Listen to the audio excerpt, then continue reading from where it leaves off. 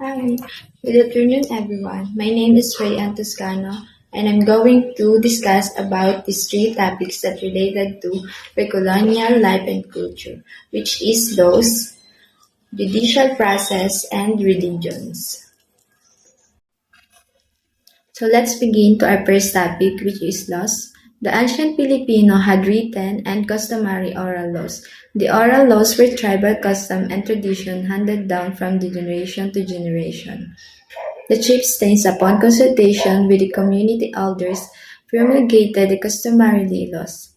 The Maragdas Code was one of the earliest examples of the written laws. So, yung customary laws, it handed from generation to generation, while the written laws, it's promulgated from time to time as necessity arose. So dito, yung sa customary laws naman, yun yung mga nakasulat na batas, nakaugalian at tradisyon na ipinasa sa pamamagitan ng tradisyon mula sa sinaunang henerasyon hanggang sa kasalukuyang henerasyon. Yung written naman, ito yung mga batas ng mga Pilipino na ipinahayag ng mga dato. Yung batas na to ay nawala maliban lamang sa kodigo ng Maragtas at Kalansiaw na parehong taga-Panay Island. So, yung ano naman, what is Code of Maragtas? The Maragtas Code was one of the earliest examples of the written laws. It's also known as the Code of Sumakwel. Then, yung ano naman, what is Code of Kalansiaw? This code was a legendary legal code in the epic history Maragtas that is said to have been written on the third chief of the island of Panay.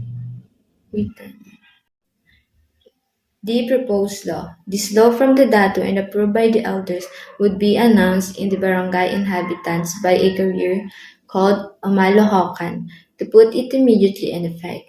This law of barangay were made by the dato with the help of elders. So ano nga ba ang responsibilidad ng mga dato?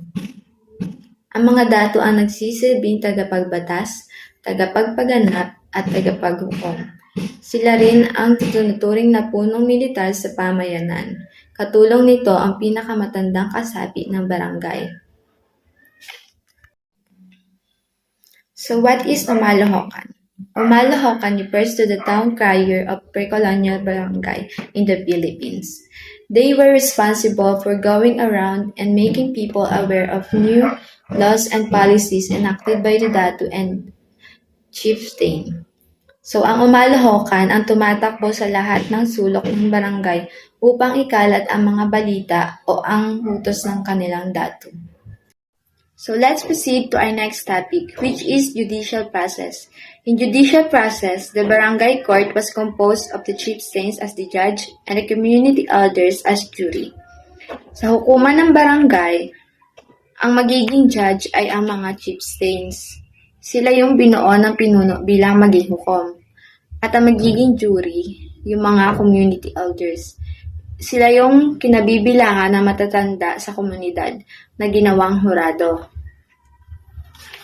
So next is trials of the case. Trials of the case were usually done in public. The party who had more witnesses in his favors was usually adjudged the winner. So if the court could not clearly determine the guilt or innocence of both parties in a case, they will be resorted to a trial by ordeal. So what is trial by ordeal? Trial by ordeal is what we call pagsubok in Tagalog. Trials by ordeals. Sabi ko nga kanina, yung trials by ordeals is pagsubok. So to determine the innocence of an accused, he is made to go through a number of ordeals, which he must pass. Bibigyan siya ng pagsubok na kailangan niyang maipasa. Example number 1. In case of death, the suspect were ordered to retrieve a stone in boiling water. So if his hand was the most scalded, it will adjudge guilty. And the second example is, in some instances, the suspect were ordered to chew and cook rice. When his saliva was thickest, he will also adjudge like guilty. The Cordillera Barangay had a form of trial by ordeal. They ordered the both parties to settle their disputes by trial combat. Trial combat. It was a method of Germanic law to settle accusations in the absence of witnesses or a confession in which two parties in dispute fought in single combat. So, nangyayari yung trial combat kapag yung dalawang grupo na nag-aaway ay may kakulangan sa saksi o ang isa sa kanila ay hindi umaamin. In trial by combat, the man who brought the charge had to fight the person he accused. So dito, kailangan labanan ng isampa ng kaso yung taong inakusahan niya. Here, the first one to be knocked down has to admit that he was wrong. So dito, kung sino yung unang natalo, kailangan niyang umamin na siya ang may mali. And the winner of the fight was proclaimed to be right. So dito, kung sino yung nanalo sa laban, siya ang nasa tama at walang kasalanan. So let's proceed to our next topic, which is religions. Pre-colonial Filipinos believe in the immortality of the soul and life after death. They worship a supreme being called Bathalang May Kapal. Other minor deities worship Judicial, the god of agriculture, Sidapa, the god of death, Agni, the god of fire, Mandarangan, the god of war, Lalahon, the goddess of harvest, and Sige Narugan, the god of health. Bathala, also known as Aba, the highest-ranking deity, was described as may kapal sa lahat, or the creator of everything. Ijanil, the goddess of labor and good deeds. Ijanil married Dumangan and later gave birth to two more Tagalog deities, which is Tumacolem and Anitum Tabu. Sidapa, he was once a sky god that descended to the highest mountain, where he sits under a tall tree. Worship as the god of death measures the life of all newborn and places a mark on the tree. Agni, considered the mother of the gods and goddess that conveys offering to them in a hava.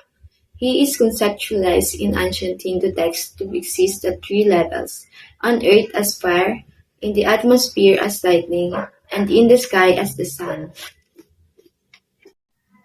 Lalaon, the Visayan goddess of fire, volcanoes, and harvest. Lalaon is a mythical diwata found in ancient Visayas folktales and written myths. Her tradition has changed greatly, especially since the Spanish conquistadors occupied the Philippines. Next is pre-Spanish Filipinos.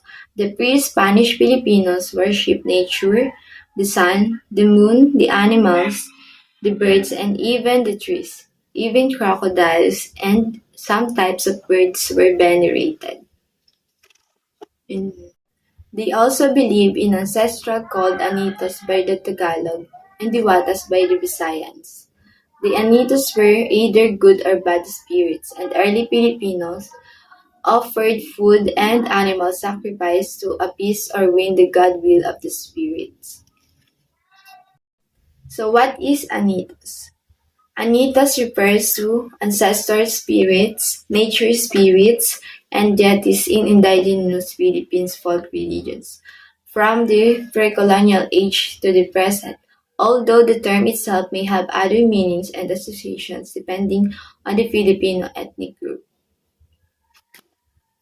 So what is Diwatas? Diwatas is a spirit, usually lesser god or goddess.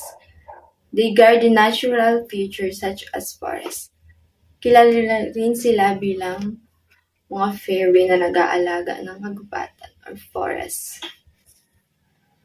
The ritual offering of sacrifice were performed by early priests and priestesses called as Libabaylan and Catalana.